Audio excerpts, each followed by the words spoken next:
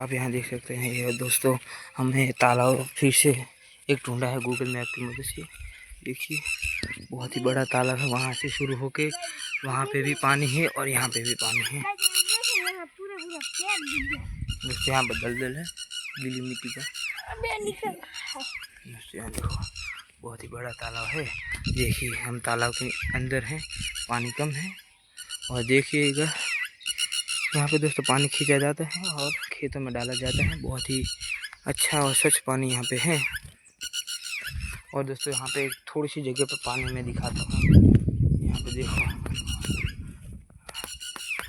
वहाँ पे दोस्तों दिखाता हूँ।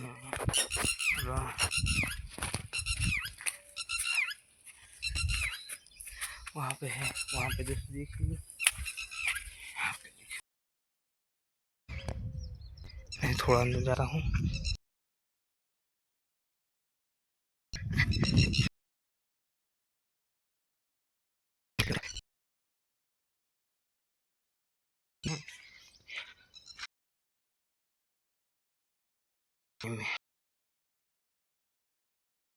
पानी कितना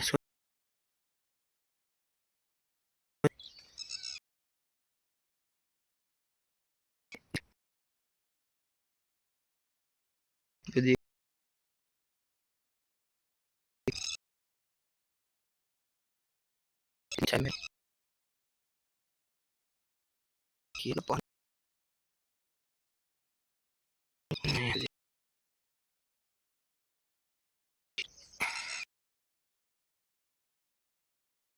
पानी